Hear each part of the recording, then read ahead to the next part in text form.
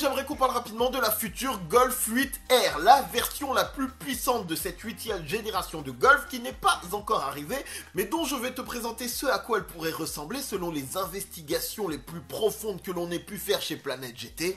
Let's go. Avant de rentrer dans le vif du sujet, il faut quand même qu'on fasse une petite rétrospective sur ce qui s'est passé. Si tu as suivi, tu as vu l'essai de la nouvelle Golf 8 et le style est assez, comment dire, ça divise les foules. Je vois beaucoup de commentaires qui disent ouais, c'est pas si fou que ça, ils auraient pu faire plus de folie sur la 8e génération. Honnêtement, je te le dis, c'est une belle voiture et c'est pas si mal que ça au réel. Mais je le sais, vous n'êtes pas tant emballé que ça et bientôt la future Seat Leon arrive et peut-être que elle vous convaincra.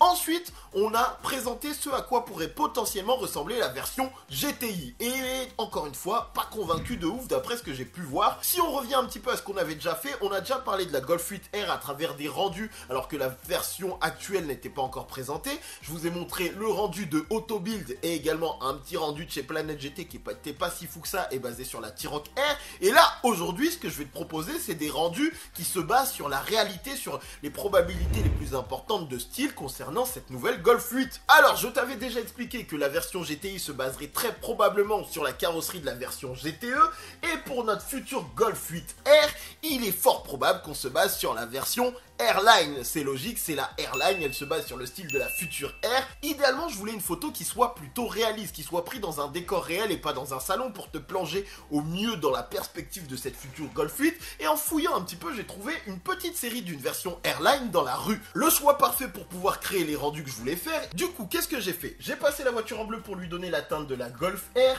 Je lui ai rajouté des Golf de Volkswagen Golf R, c'est logique. Je l'ai également rabaissé et je suis venu rajouter des petits inserts LED dans le pare-choc avant dont je n'ai aucune certitude pour cet élément-là. On rappelle que pour le moment, il n'y a pas de Spy Shot de Golf 8R, mais je me dis que si la version GTE, GTI en ont potentiellement, pourquoi pas la Golf R? On peut imaginer cette version avec ou sans.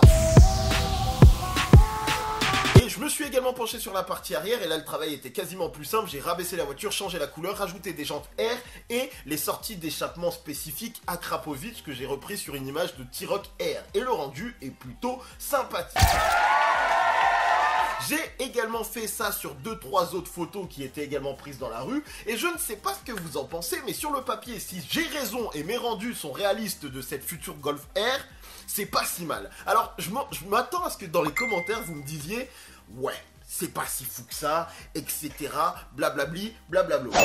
Honnêtement, pour une Golf, pour une nouvelle génération de Golf, je trouve que dans ce rendu R, on voit qu'elle a gagné en prestance, en agressivité et qu'elle est un petit peu plus dynamique que la précédente génération. Ce qui serait intéressant de faire, ce serait de mettre ma version Golf 8R face à la 7e génération de Golf R et de voir ce que vous en pensez. Tiens, on le fait, je vous les mets côte à côte, laquelle vous préférez. Ce sont des rendus, ne t'emballe pas. On parlera quelques instants de moteur, de ce qu'il se dit. Elle ne devrait pas aller chercher les A45S Audi RS3 qui arrive bientôt avec des puissances à plus de 400 chevaux. Elle devrait rester très proche de la version actuelle qui est à 310 chevaux. On devrait être aux alentours de 310-330 chevaux, pas plus. Et pour ce que propose la Golf R, c'est plutôt pas mal. La course à la puissance, on se calme parce que ça ne sert pas à grand chose, soyons réalistes. Honnêtement, je suis plutôt satisfait de mon rendu. J'ai bossé un petit peu pour le faire, il n'y a pas une tonne de taf, mais ça a de la gueule et ça te donne une bonne idée dans des conditions réalistes de ce à quoi pourrait ressembler cette Golf 8R. Alors tu me dis si tu penses que c'est possible. À ton avis, vraie question, les LED, on y a droit ou pas? En fait, je les ai vraiment placés à des endroits où il y avait des petites routes déjà installées dans le pare-choc pour que ça ait du sens. Mais j'ai tendance à penser, quand on voit le travail de Volkswagen, qu'ils vont même pas se casser la tête et garder le même pare-choc que sur la version Airline. Point final.